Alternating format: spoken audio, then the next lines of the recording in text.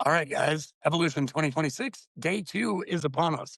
I don't know about anyone else, but yesterday really put an energy in me that I've never felt. You could just feel it go throughout the call. And Mark capped it. Mark, you sharing yesterday really capped that energy. Gabby, I can't thank you enough for being vulnerable and teaching us all these lessons, I think, uniquely yesterday. It was pretty special. And we continue that in, I think, an amazing way. Serena, welcome today. I am super excited that you are our day 2 guest.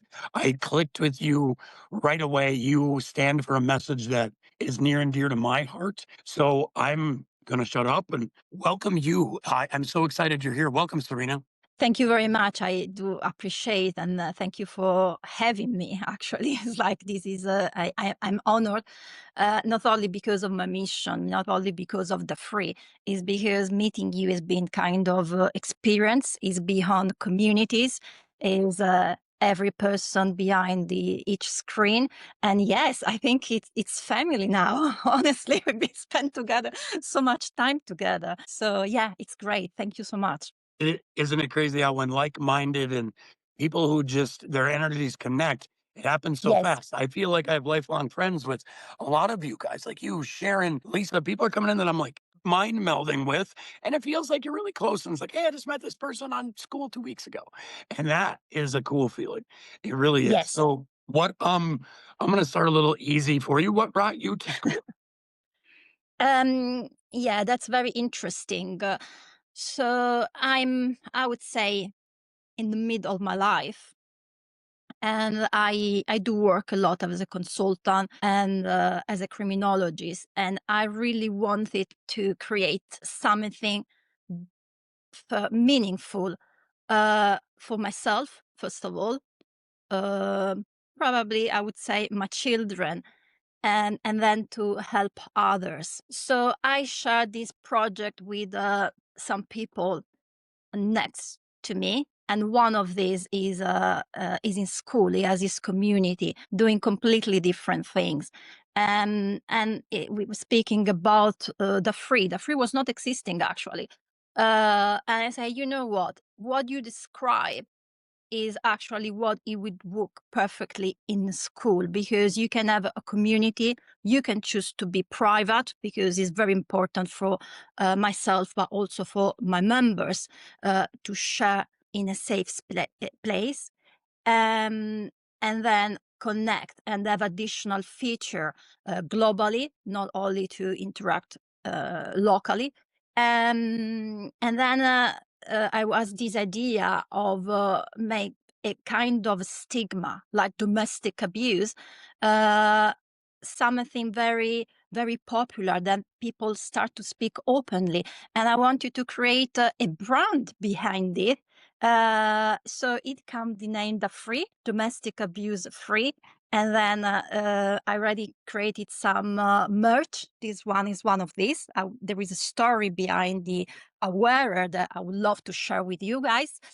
And yeah, it started, and it was so challenging because I didn't join school as someone browsing around communities, and then I say, okay, let me do my community. No, I just joined as DAfree, and it was a new world for me, a lot of learning, a lot of experience, and I could not imagine to be able to meet such wonderful people. Honestly, it's just like I don't even post about them in when I share my post in my community, because it would be such long list. And behind every member, like you, Brandon and Dinka, there is so much to speak about. There is a story. There is so many stories. So yes, that's why I joined Skool, and I'm amazed about that. Is I'm dedicating so much time for my community and for this mission. And yeah, here I am. That's amazing. And I am happy you are here. I will tell you that. So what let's get right into that. What is the mission? And if you Can want to I can start I like just can I just oh, quickly interrupt, because I feel you guys have talked a little bit and maybe you know each other, but I haven't had the pleasure of talking to Serena, and probably some other people also haven't. So can you just introduce yourself in your Yes, own words to us and to the yes. community, please? Yes. So I'm Serena, originally Italian. I moved to the UK a long time ago, probably more than 10 years ago, with my children. And I do work as a consultant in completely different business. I'm a corporate governance and compliance.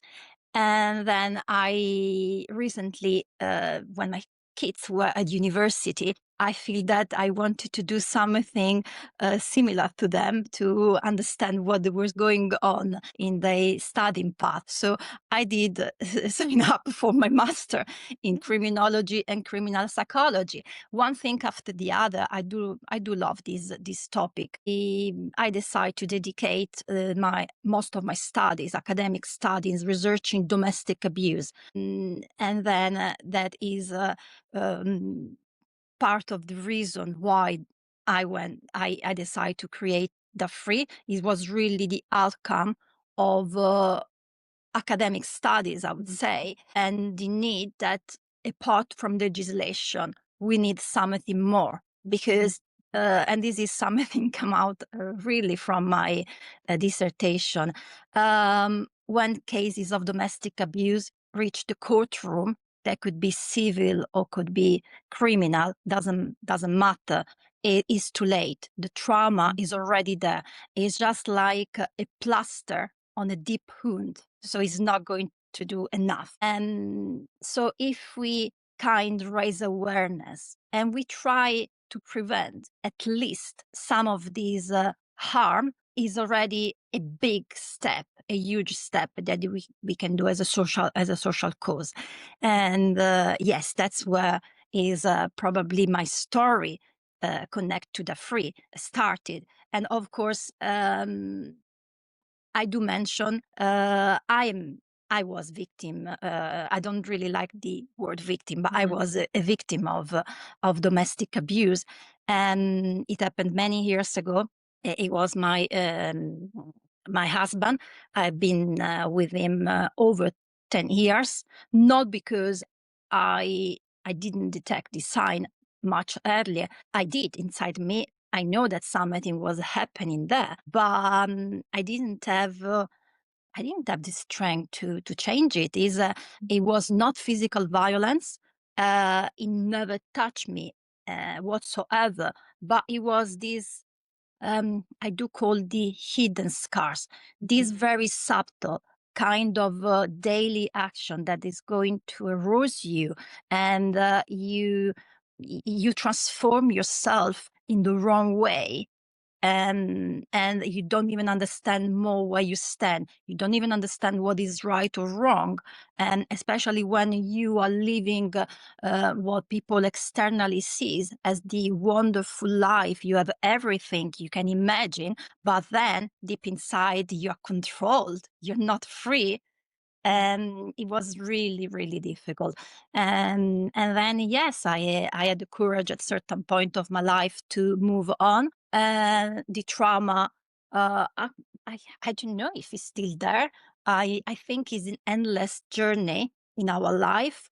But in my journey, I feel is a mission to help others, is a mission for myself, healing, and help others to heal, and hopefully not to be harmed at all. Because if you can spot that certain red flags before it's too late, you can really prevent to ended up in certain situation. And I love the session of yesterday because it was highlighted so many times.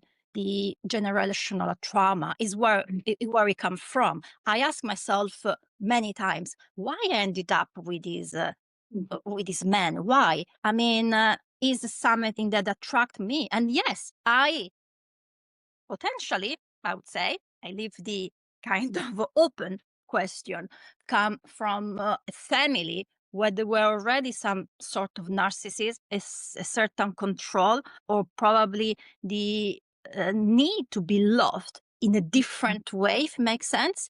And then I chose what he reflected, what I was raised with. And this is where the awareness comes. Well, we need to understand where we really want to be, who we are, and what we want in life. Yes.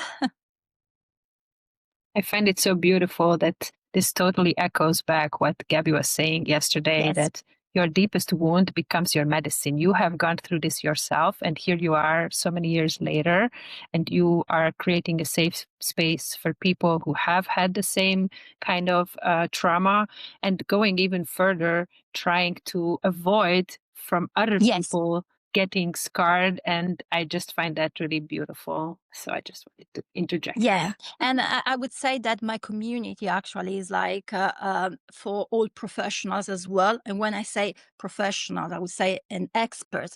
You are included as a part of it, because this mission, this kind of generational trauma, domestic abuse everywhere, is something that is not only one person job, has to be done holistically. Everyone can bring such a sort of expertise, then it can be useful for each of us, because, for example, therapy can work for someone but cannot work for some others. The blueprint method, or any other holistic method, naturopathy, everything is important. Or building, for example, financial independence is something really important. I couldn't live at certain point because I didn't know where to go, if it makes sense, because I was really without any resources. So yes, everything it really matters. Now that you've started, you have your community, and I've noticed that you posted some stuff about that you are also involved in like legislation in the Yes. UK and stuff like that. I was curious about that, as far as, do you do mainly the UK and like where you're from, or do you do advocate for, like, now that you're on Skool, around the world, I guess, is That is a really interesting question, and I really appreciate that you asked that, because obviously, as being UK based, I base most of my research and my work on the UK legislation, right? But the reason why I do that is because uh, the and when I say UK, I would say England and Wales, because the legislation is slightly different from each country, including the United Kingdom. Is one of the first country all over the world that decided to work in domestic abuse and create a criminal offense standalone, without the need to evidentiate any physical violence in what is the abuse in the domestic context. Now, this is so much to work about, because in 2015, it was enacted the the coercive control 2015. And it was a way to say that this kind of emotional abuse became a criminal offense. And then we had to cut a long story short, I would say, we had COVID-19, right? Global, that it was internationally. And it was a disaster. It was devastating for abused people, because from one side, we were told to be at home, but on the other side, for specific people, it was basically a nightmare to be at home with the perpetrator without any way to go somewhere else. So it was in some way a systemic failure. And for this reason, it was enacted the Domestic Abuse Act 2021, where not only with a way to kind of increase what is the emotional abuse, including very clearly the financial control that is still a part of the criminal offense, any kind of abuse, and also to clarify what is domestic. Domestic is not just what happened inside our home. It can be anything else that, like, for example, ex-partners, or anyone that for some reason you are connected. Could be friends as well, and is not a single action, because again, behind this there is a misconception, is a pattern. So even small things that they going to limit your freedom and they're controlling another individual, it becomes a criminal offense up to 5 years of imprisonment. So it's not a light one. And of course, it's a work in progress. Now, all my courses inside my community, CPD approved or not CPD approved, but with all higher standard, they are always linked to what is other legislation in the world, some in America, Australia, or every other country that did some part of that. Like, for example, in the Middle East, Saudi Arabia, Bahrain, and but the most important thing, as I always say, it doesn't matter about legislation in a specific country, because if only one country all over the world is decide to enact a certain kind of criminal offense, it means that is a kind of a way to say, hello, look at this, we are doing that, please make your round table and start to do something as well, you know. So that's what it is. So I do mention that in a way, like to raise more and more awareness in a way that is like an African say, like you say, you know, is big group of insects, I don't remember well, or bees, they can be kind of a fight a lion. So every voice matter, whatever we can say, and then we can go and change the system and doing something better for all over the world globally. That's amazing. This is a great answer, by the way. And I believe that that's an awesome step for the UK. That's something that I see here in the United States as a problem with coercive control and custody Yes. battles. And I have lots of connections in this realm where I've seen people as nothing gets done and it falls on deaf ears. So it's a really important thing. And I knew that was a little bit of a question where we got into like legislation speech and stuff. So I'm going to take it a little bit back just a step with your story and your community. For somebody that doesn't know you, doesn't really know what DAfree is about, the message, the mission, what you're teaching in your classroom, what would be the layman's terms or the general way you would describe what it is you guys do in your community? But is the community is a way to kind of build a movement, like I said,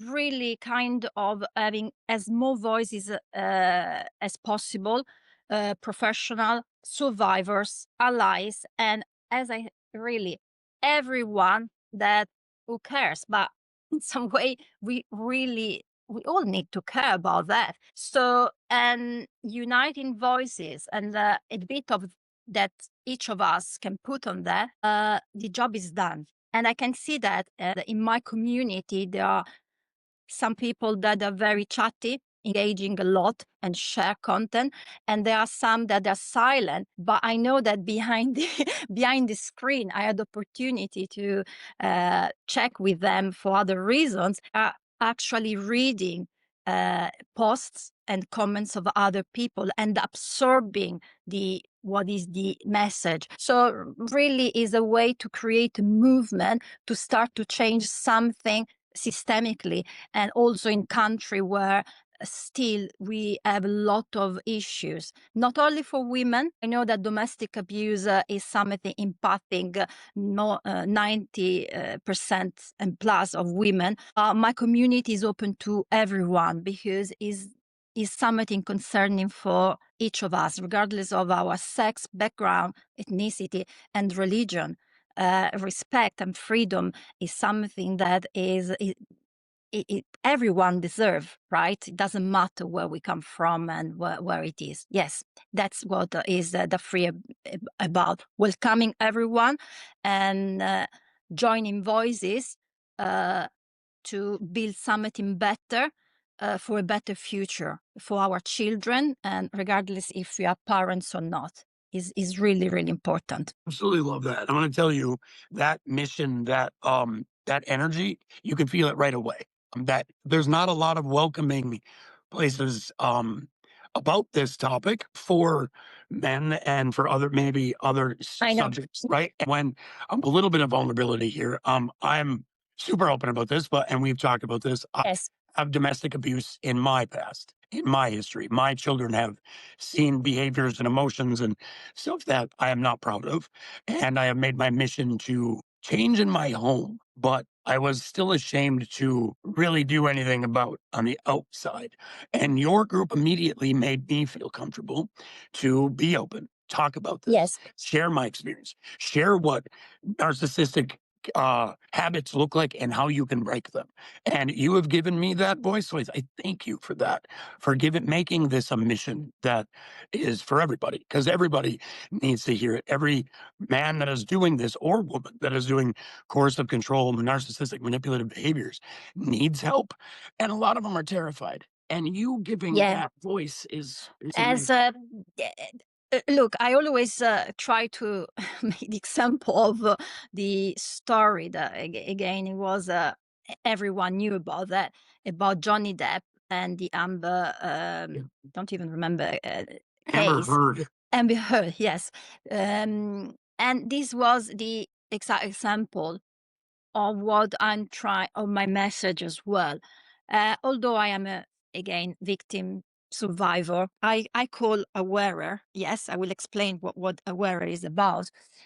Um, when you are in a toxic relationship or when you absorb from your family as well, is not just one direction. So unfortunately, and I know that what I'm going to say is a bit controversial, but I say again, because I was part of that, also in my relationship with my ex-husband, when you are dealing with the perpetrator, automatically, again, it's like you absorb that your reaction, even in a survival mode, is to become a perpetrator as well, right? So is work in both direction. And that's where we have seen, I mean, all over the world, the story of Johnny Depp, Amber Heard, that one was basically harming each other. And although I mean, it's the case is very simple. In the UK, it was found that it was civil, but it was in this case found that he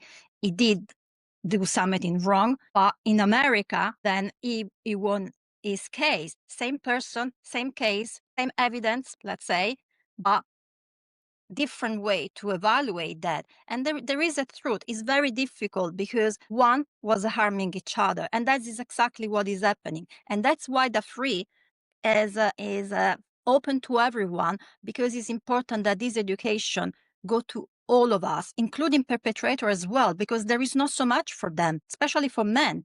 And it is like seeing like you are the bad one, guys, and women, we are seeing like the dramatic victims. Is not like that. We are all suffering, and there are a lot of people then they don't want to be there. They want to say, how can I do to not to be, not to harm others? So yes, that is a bit about that, really raising awareness and try to change in better with small acts every day, maybe changing our way how we interact even at home. And that's why we created the red flag checker in our website that is completely anonymous, and people can type their story up to 10,000 characters and check, say, oh, is this okay or is not okay? And it works it works pretty well, again.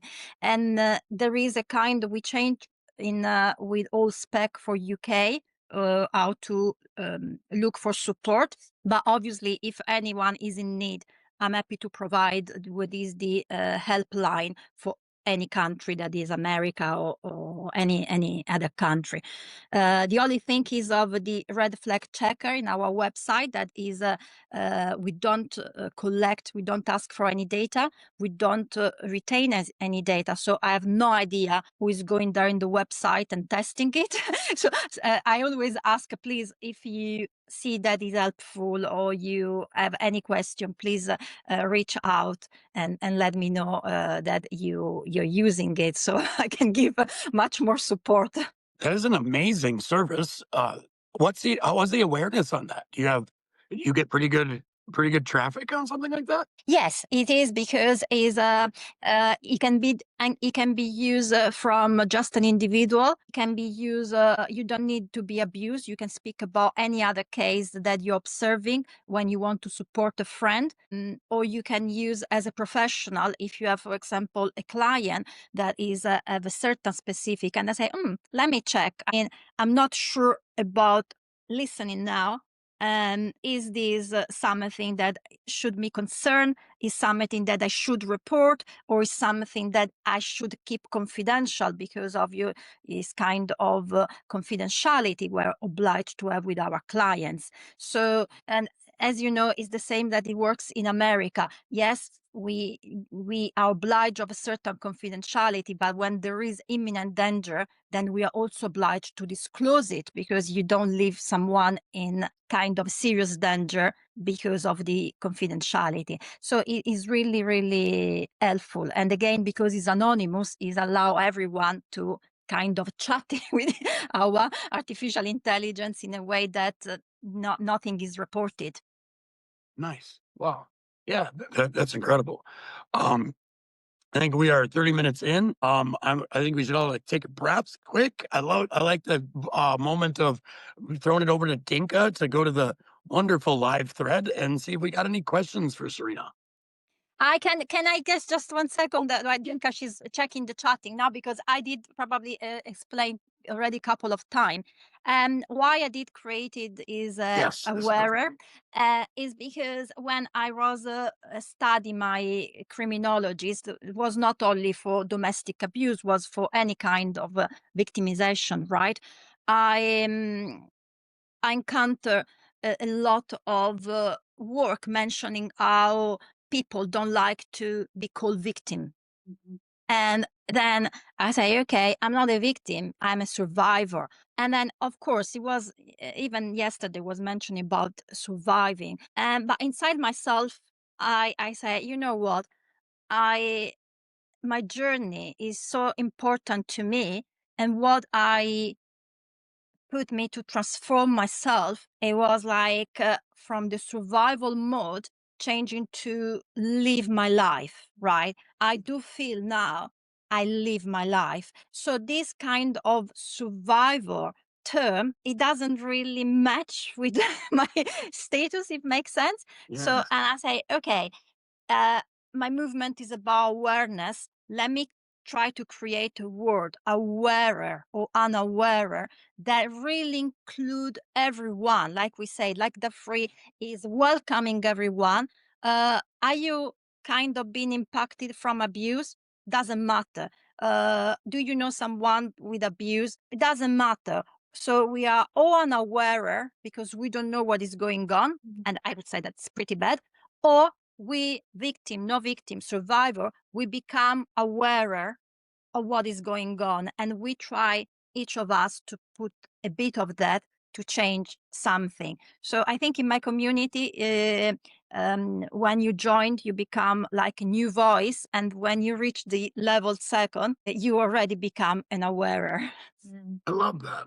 Yeah, it's really powerful. I always say that words are spells, and Yeah. you do create your reality with it. So I think especially the words that you use to call yourself can be very, very powerful to change your perception of yourself. Because Yes. if you keep calling yourself a victim, then that's what you will stay, right? Yes. There's this kind of business, or that you're not in charge, you are suffering Yes. from Yeah, somebody else. Exactly. So I love this. I feel like it's a very powerful tool in itself, just to call yourself in a different way.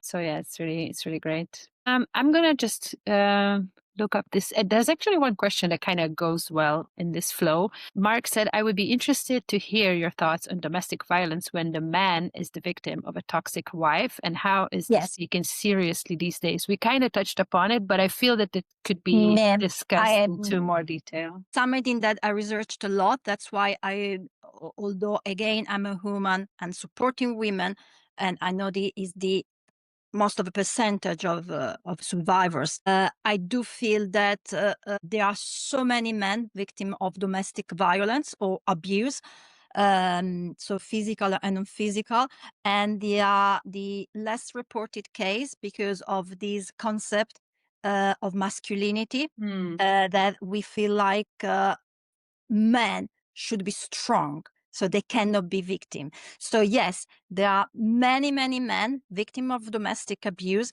They don't report that, unfortunately, and why, if we break this stigma, it would be much easier for them to speak about, like you say, look, it's not about weaknesses, it's not anything to do with masculinity. It's just like, probably be kind people, and they really need to be protected. The legislation, again, is trying to correct these things and to kind of change the fact that the man is always seen as a perpetrator and a woman is the good one. It's just really this balance that I say, that we try to create an environment when really we respect each other regardless who we are. Yeah, and I feel like there's probably an element of shame for men even Yes. around this, because it's like it's very unmanly to be a victim or to be in that position. So they probably don't dare to say anything about it because of what the external world would think. Or I'm just, And then again, if I can add, this will be very helpful for everyone. We always think, when we see about really in word domestic in sense of family, we always kind of think about romance relationship, right? Couples, partners, and no, and something that affect men as well as women,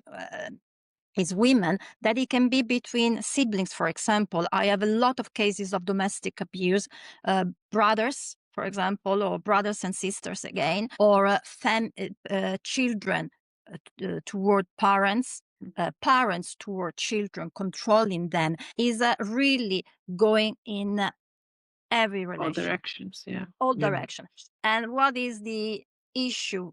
That again, that when you absorb then as a man, right, because you don't want to report it, you don't want to admit that, you bring this kind of feelings, emotion, and behavior in your work environment and your friendship as well. So it is like spreading everywhere, but it's the wrong way. Oh, yeah. It's the wrong behavior. Yeah. I kind of love how these calls go, because certain things like resonate and then like just kind of click.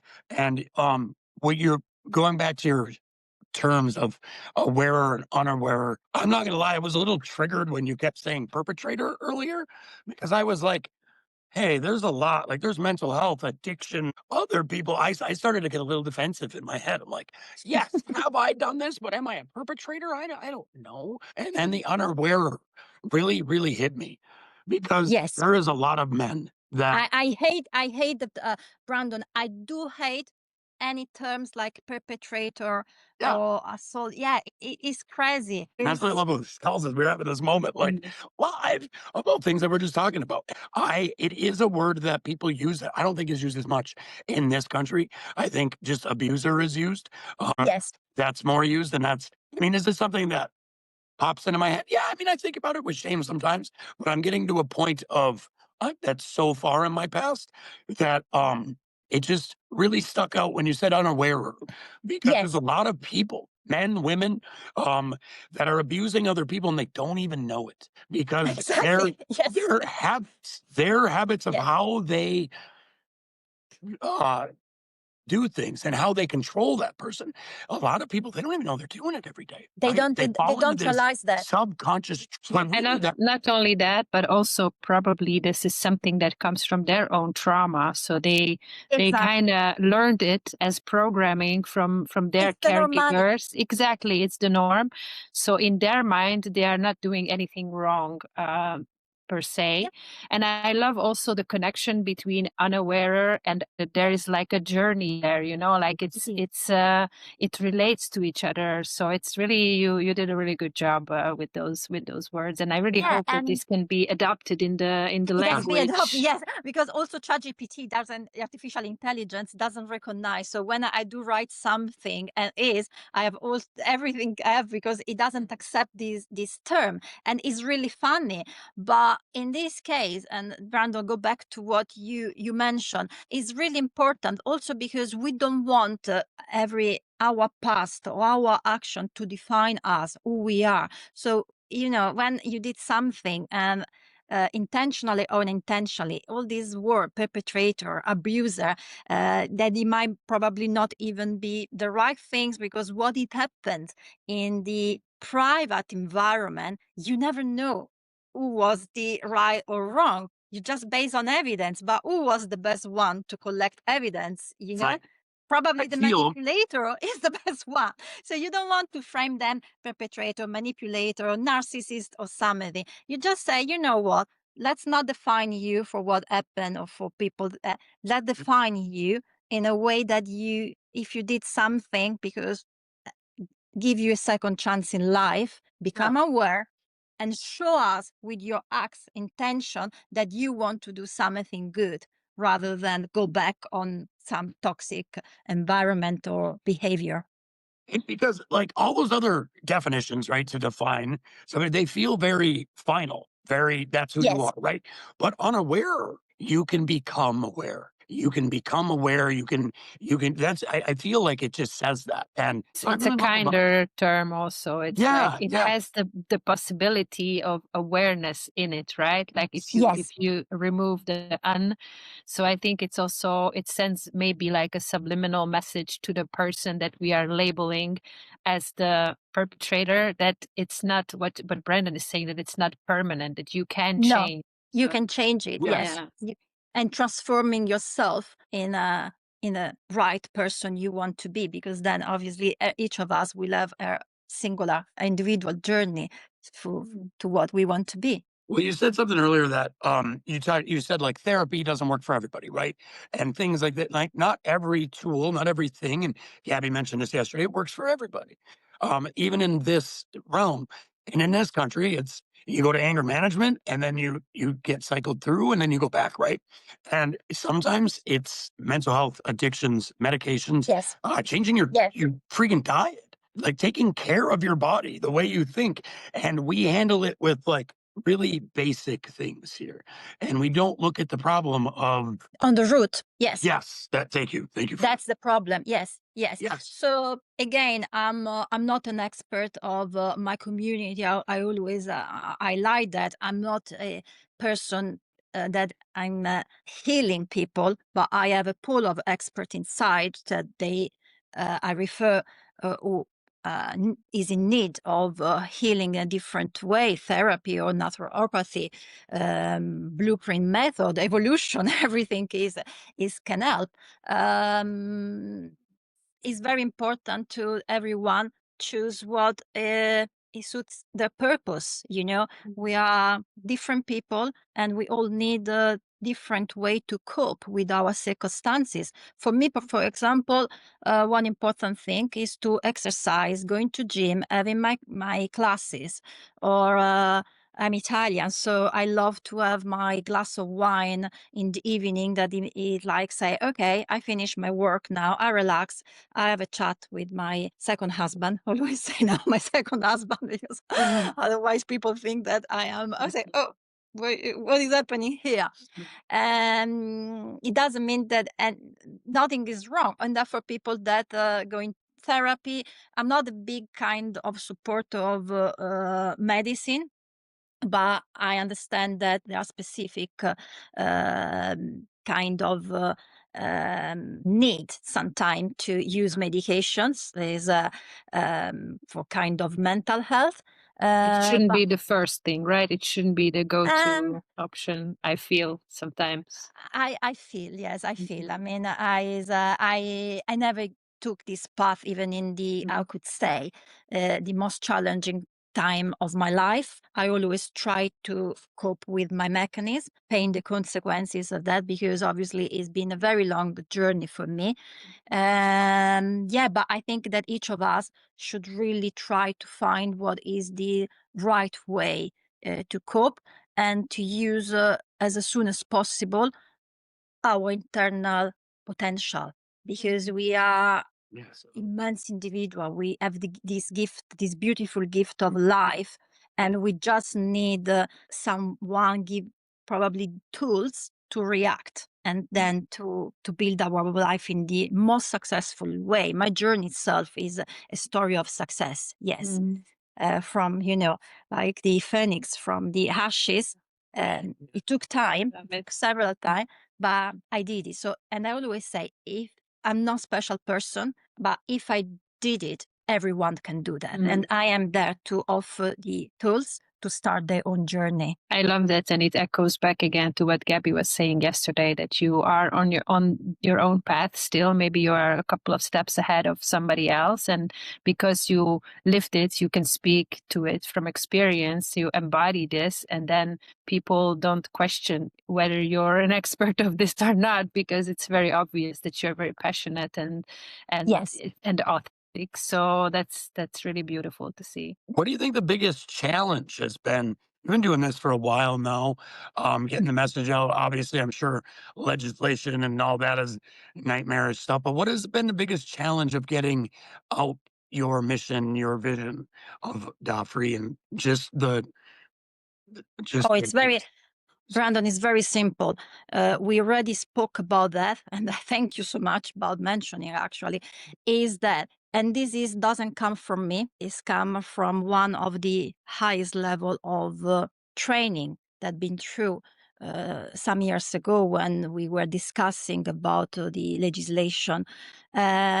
Each of us, and I'm speaking about each individual in this world, at least once in their life has been abused. It is not possible because, something can happen in with family, friendship, with the workplace, and no one is exempt. And I don't know if you see even the post today about the Queen Camilla. After 60 years, she came out saying, "Oh, hold on a minute. When I was a girl, I was assaulted in a train." No one is exempt. It doesn't matter if you come from a wealthy family. It doesn't matter if you're coming from a broken family. We all are there. The problem is, and this is the biggest challenge that I encounter with DAfree, and I'm very happy to do that, is that people, they don't admit that. It's hell no. It doesn't, and this is it really happened with Skool when I started with my community. And tell you openly, I think the first month I literally was crying because I say, why people, they don't understand how important is. It's not about myself, right? It's about mission, and why they don't give a bit of more attention. And I have to kind of play messages about and things like that. Yes. So the issue, I mean, I would say the challenge, let's call it challenge, is let people understand, look, domestic abuse really concern everyone. And if we want to do something for future generation and breaking the cycle, breaking the generational trauma, as was mentioned yesterday, we all need to do something about that. Yes, yeah. So in a way, you're almost saying that some people who are, so to say, victims of abuse, as you say, we all are, they are Or perpetrators. unawares because Unaware. they don't admit it to themselves that they are being abused. And is that something that is that an ego thing, do you think? Is that a kind of a situation? There are several reasons. In my case, for example, I was, originally Italian, so I was in Italy, and for example, the legislation didn't recognize this kind of abuse I was encountered, and this is kind of, I would say, kind of issue that a lot of people encounters. I tried to separate from my husband 3 times, and every time, because of I was not recognize what is happening, I have to go back because the legislation was not protecting me. It was putting me in an even dangerous situation. I divorced in Switzerland. I didn't divorce in Italy. And then I had, and Brandon, you will understand me more here.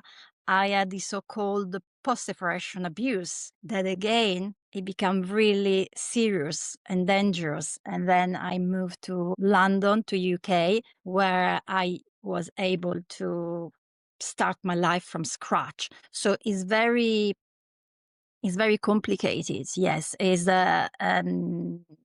not easy in this case because there is so many things that you need to look when you are in a certain situation, what you admit. And in my case, because it was not legally recognized, I still ask myself, honestly, this is a real confession. When I do say, and probably is another reason about aware and unaware, and I say to myself, I was a victim of abuse, yes or no? Because, I mean, what it was happening to me, it was these small acts of abuse, of controlling, that is very difficult to define. I still was trying to say, look, probably it was me. You know what I mean? This sense of guilt that is with you for a very long time. Yes, that's also part of that. So it's very, very complex. I'm a firm believer in vulnerability in these calls being something that we really talk about stuff. And I think we did that. Yeah, Gabby started that tone like nobody's business yesterday. And I Yeah. have permission for everything I'm about to say. I don't believe the coercive control aspect of what you do and post-separation people who aren't together anymore, abusing the people that they're with is understood or even known much at all in the country that I'm in. I don't know. Now, the UK, I read that they have legislations, right? I don't think courts, lawyers, judges understand that in this country. So I wanted to talk a little bit, now that you just brought that up, about that aspect of what I see every day with somebody that my girlfriend who I'm with, who everybody's going to know. And like I said, I have permission to go here. I came from where I came from, admitted that, got my life turned around. I lived with sometimes my ex-wife, who I was a perpetrator of, and her husband were best friends. We co-parent amazing.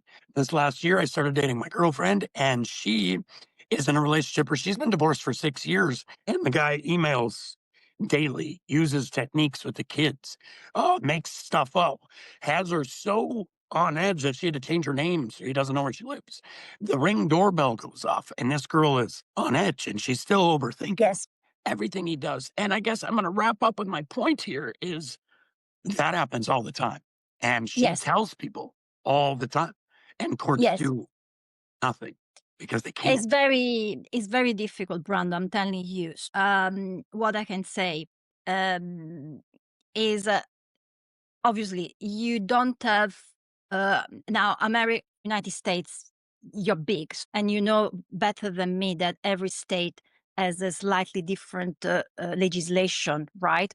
So it's very difficult to say, oh, this is happening in America. I would say that generally, because my tutor actually she's an expert of domestic abuse, is American. She had her PhD in the UK.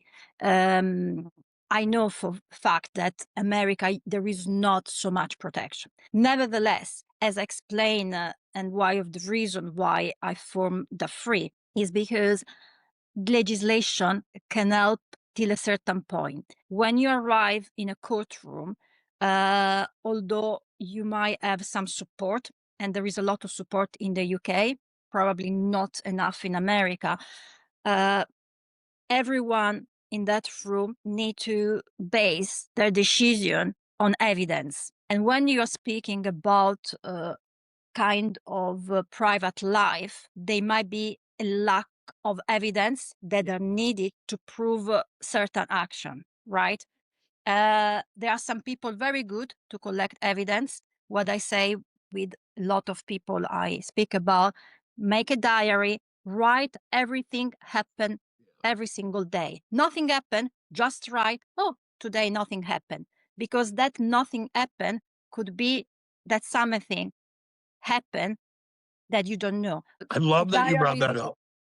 I'm yes, sorry to interrupt you, but I have a question about that specifically. 'Cause I love yes, that you brought that up. The thing is when there is control happening outside of, like, you haven't been together and there's control happening to people. And I think I've fallen into this trap in relationships. I think we all have. If you still talk to people, you have children with them and stuff, there's yes. still going to be a manipulative back, Yes, and right?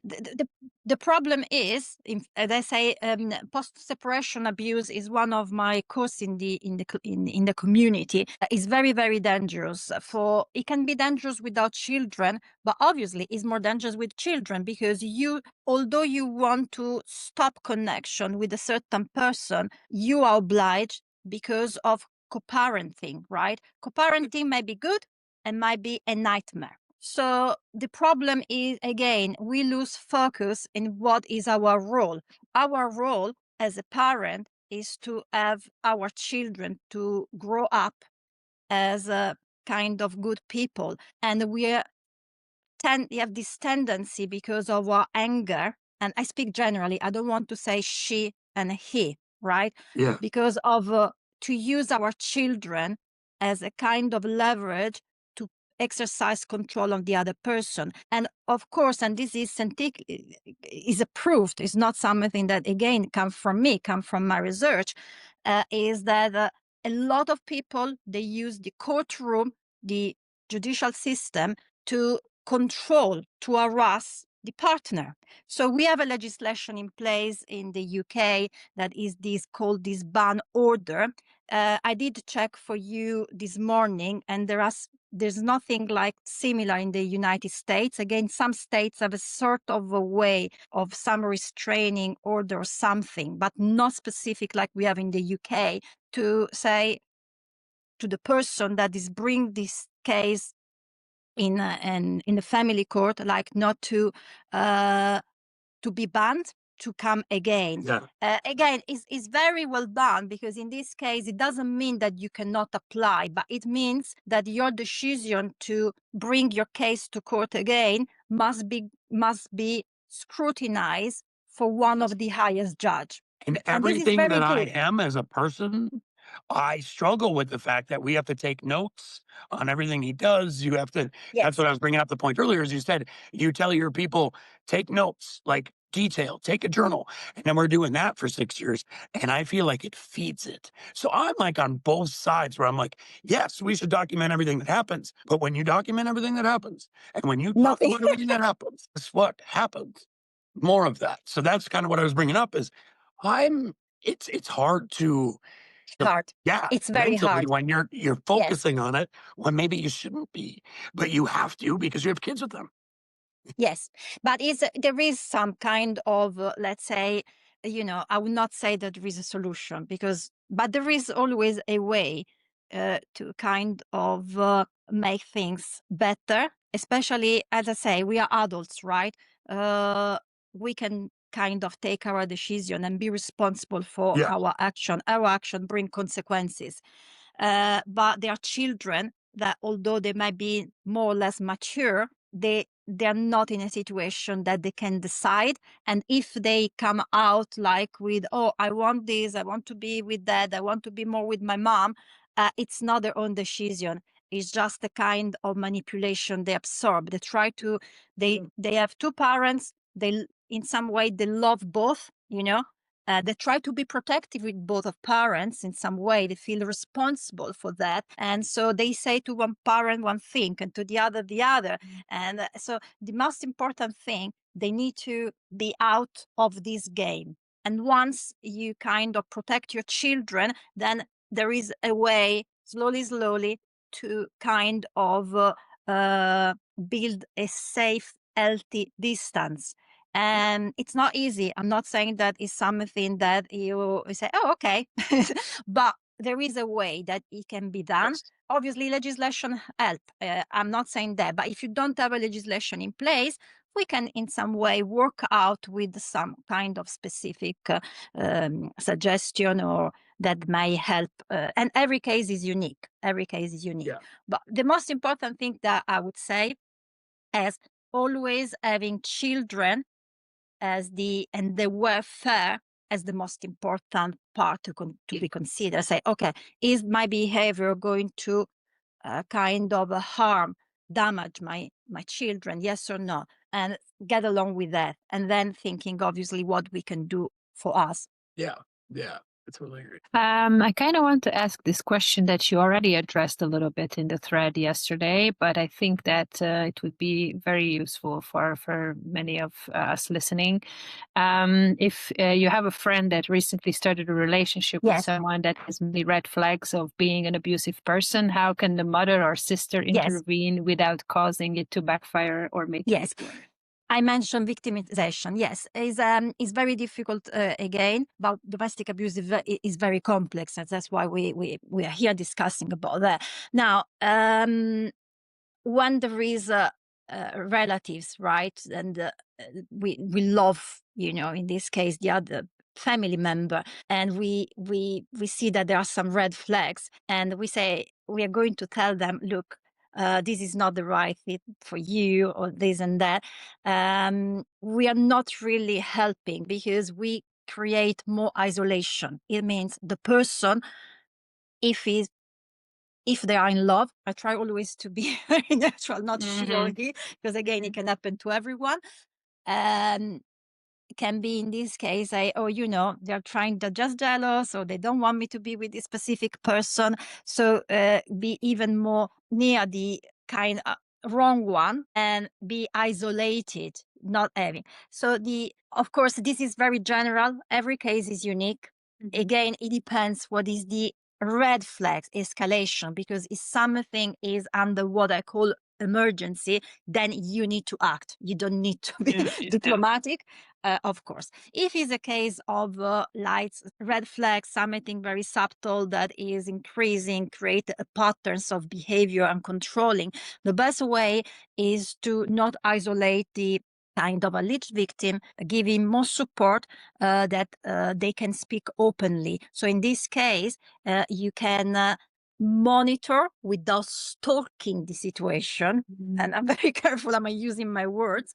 And if something escalates, then you can act, because you know what is happening, with the person being more open to share what is happening in the relationship. Moreover, you need to have this person, that it could the alleged victim, to have trust on people next to them. So whatever it happen, they know that there is a safe place for them to go when they become aware of a situation. So basically, my suggestion is to navigate with them, not isolate them, not judging them. People that are affected by domestic abuse, they don't need to be judged. They need to be understood. Yeah. And then step in when is the right time, when they realize by themselves, oh, hold on a minute, this is very wrong. I don't want to be there.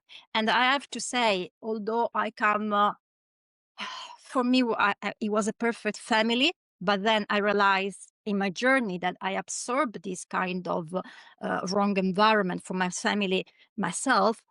When I went through my separation, divorce, I was enough lucky that every member of my family always supported me in a way that I felt like, that I could speak with them. They never isolated me, although I was saying, oh no, I want to be with this person.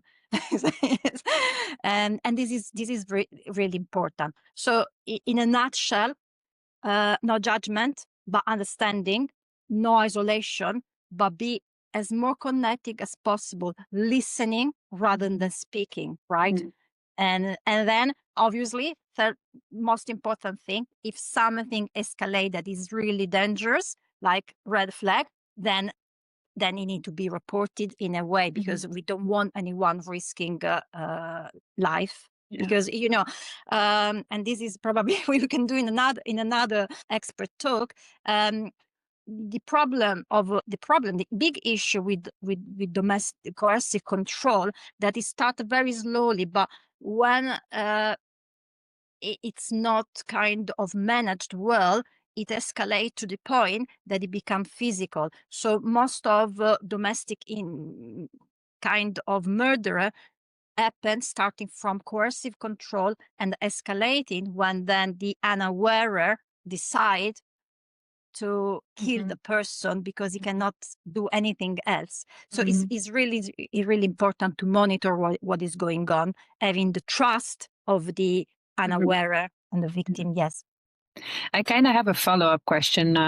Just popped up a thought in my head, because I imagine, or I kind of also have like a personal experience. Someone I know, and I recognize this in them, that there's almost even like a Stockholm syndrome sometimes between the abused absolutely. and the abuser, that they start to protect the person to the external world. Like, no, that's just the way that they love me, and it's okay, and they downplay it. So how do you handle that, or what are? And again, this is something that is well known again, and is a kind of way where the victim been isolated and play exactly the same game. I'm sorry, now I'm speaking about victim and perpetrator, but it's the best way not to be confused. In this case, is protecting the perpetrator. I did myself with my ex-husband. I feel like I was responsible. I have to protect him. I see him as a vulnerable person with a lot of needs.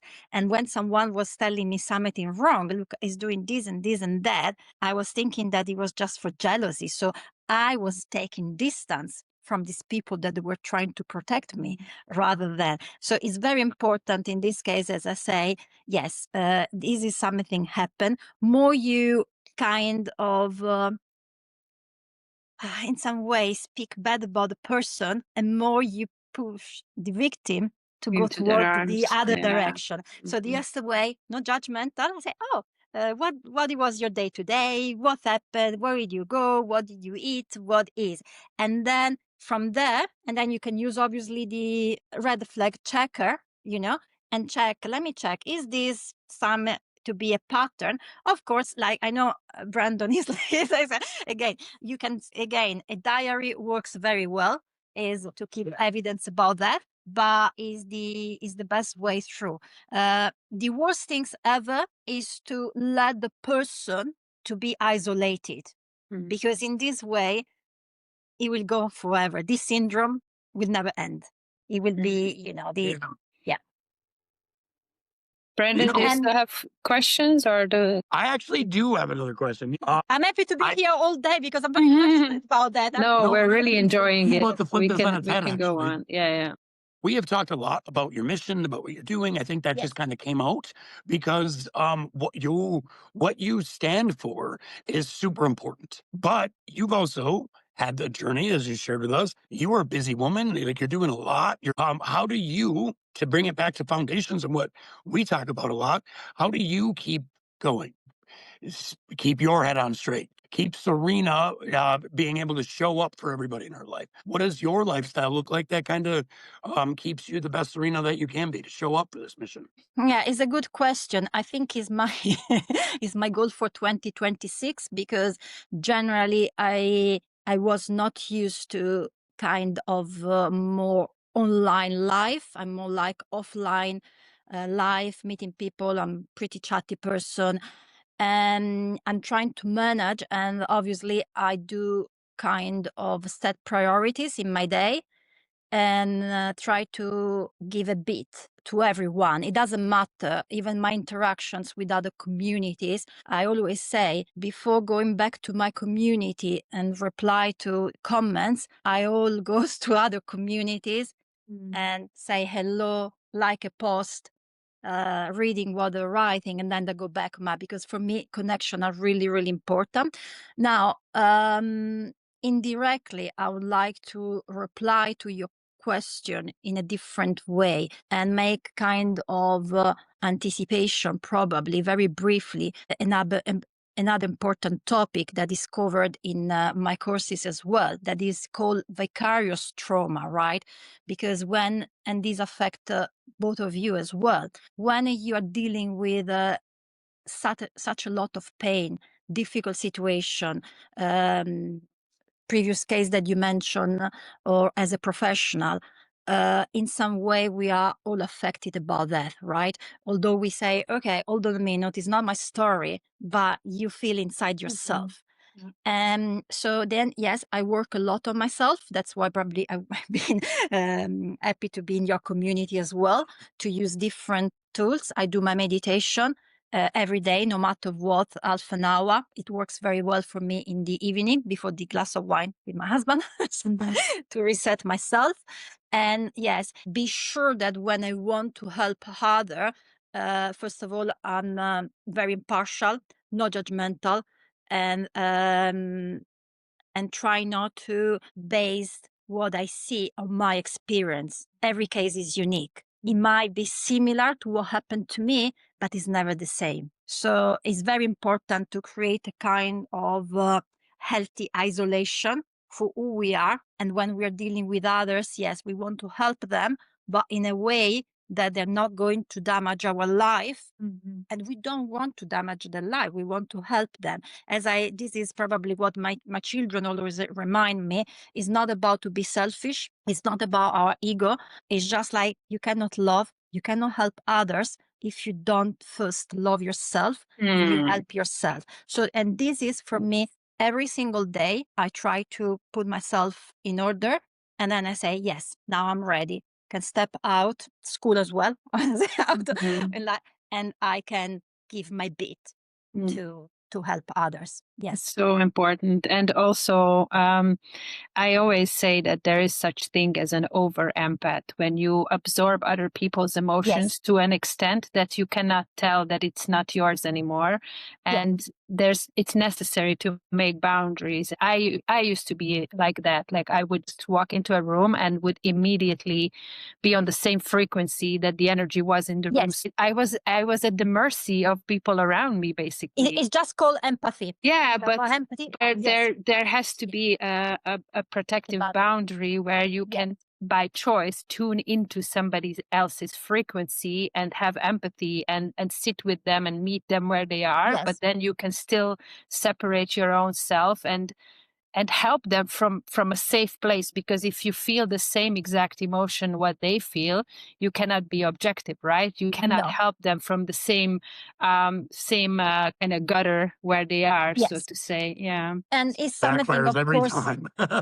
it's something like I always say, we are born with a certain kind of talent, skills, I don't know, and it's something that we learn. I think this is something that we really need to learn to be trained, and that's why some of my courses are kind of touching this argument, because it's something that we have to do for ourselves, and we have to do for others, right? You cannot help if you, so it's really, really important. Thank you again for mentioning and open this conversation. We have so much to speak, honestly. I hope that, I do still have a quick question, because it's also touching someone that is dear to me, and maybe hopefully helps others as well. What happens in a situation when an unawarer starts to influence one of the children who are also in this limbo, and they kind of start to show similar behaviors, probably not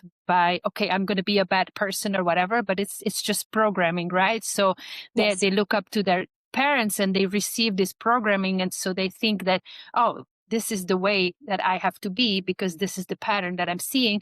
So from the other side of the story, the other person, how can they approach their children or help them out of this situation? Okay, now I have to make a bit of introduction of that. When I create DAfree, my first thought was about children. That's the one that they need protection.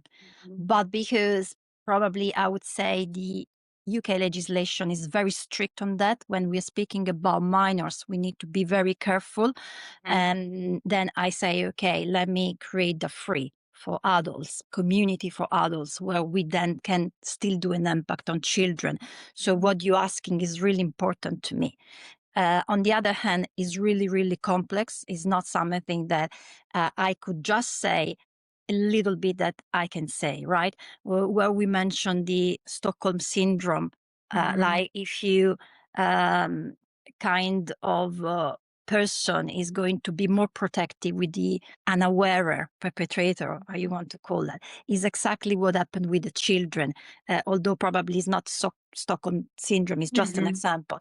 So on a very general base, they should not whatsoever involved in anything that happened between adults. It's not right if you think carefully. But it happens. I know. And it happens because they're weaponized for our selfishness. So unfortunately, we cannot control, and this is very powerful, we cannot control action of other people. We can only control what we do. Even if you say to the other person, to the other parent, look, don't do this, it's wrong for your children, it will not change. It might change if you're lucky, but it change because the person decides not to. In reality, you cannot control what the other person is doing, especially, again, in a private environment, and influence them in a way that you think is wrong. So the work has to be done from us, what we can control, right? So the way we control, not to create this is wrong term, but just to give you an idea, the Stockholm syndrome, again, no isolation, not speaking ever bad about the other person, because they will put them probably to become protective to the other person and absorb more. So, and speak in a way very neutral and show them, not with the words, but with action, facts, that you love your children, that you care about them. Be punctual in what they need, in their needs, in what they love, and listening to them. Again, not say to them what they need to do, but listen what they need.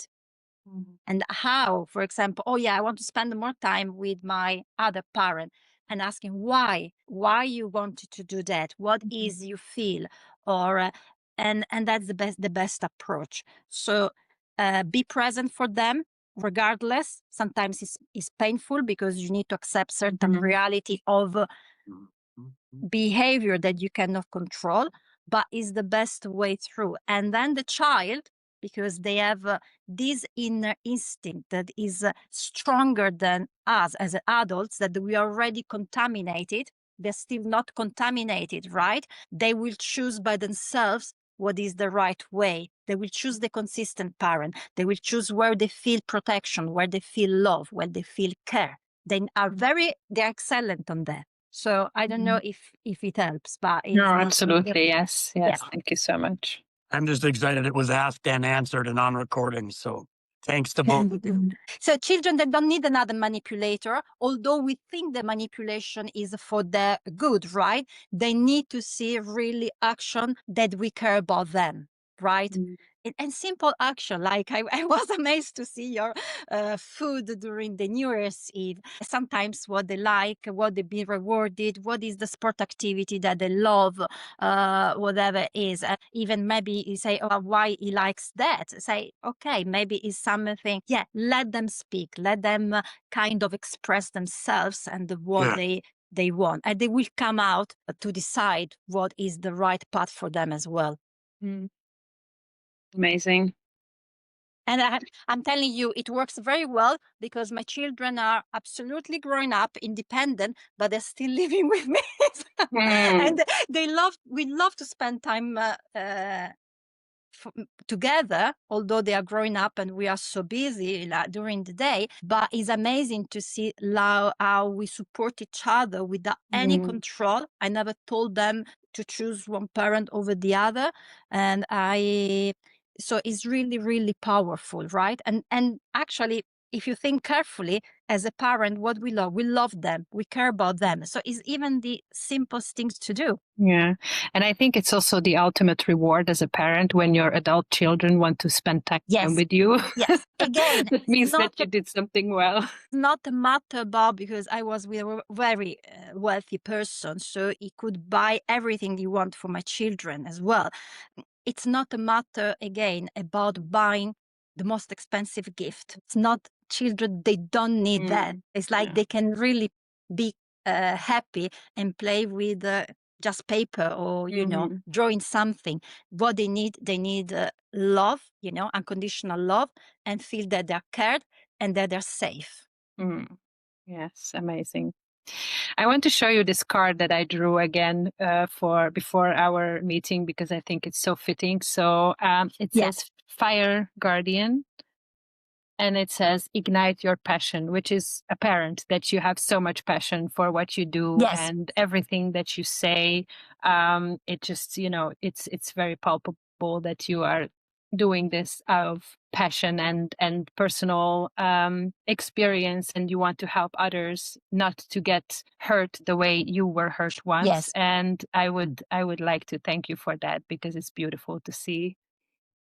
No, thank both of you to be here. It's been amazing, and I really kind of hope that we can grow together even more and doing so much more for our members and for everyone. Honestly, it's like it's evolution, right? It's not evolution 2026. I would say daily evolution, forming yourself, becoming better person, helping others. Evolution 26 in January, and then evolution every day, and hopefully other evolution events, summit as well. I feel like it's a great segue. I think it's a great segue into our golden thread question. So I know. I was gonna say, you just did that like I messaged you telling you to set me up. So in that vein, we're gonna ask every guest at the end of their session, what does evolution mean to you? Sorry, I lost you. No, there you are. You're back. You're back. Okay. I'm back. Is a question for me or for the For you. For you. Oh, yes. For me, what evolution means to me? Oh, that's when I was invited, Brandon. Evolution is like my transformation, my journey daily. So I was excited about that because I say yes. Again, I don't want to be in a survival mode. I want to live. And my life is evolution. Why? Although it looks like every day could be same, or we do same things. At least I do. I like my habits. I do same things every day. Daily is something new, something different. So every day is evolution. And that's what it means to me. Waking up with my smile, starting over, and accept what is coming as a beautiful thing for me. And if it's a more challenging, is like, yes, is really evolution, is a way to grow and to become a better person. And I would love all of people are here today, or they will watch the recording, to be in the same journey for their own evolution. Yes, with these amazing other speakers. Honestly, I look forward to listen to all. That was it's amazing. Incredible answer. Absolutely amazing. DAfree is your community. Go find her on Skool. I know lots of us already are there and know you. Share links for like social media or anything that you do have when we have threads so people can find you.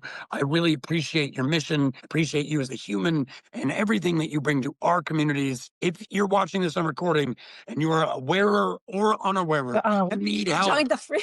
Get help. Change your circumstances because you can. I really appreciate you, Serena. Thanks for everything. Thank you. Thank you so much. When we drop threads, blow her up later. You did a good job, Serena. Thank you. Thank you so much. So much.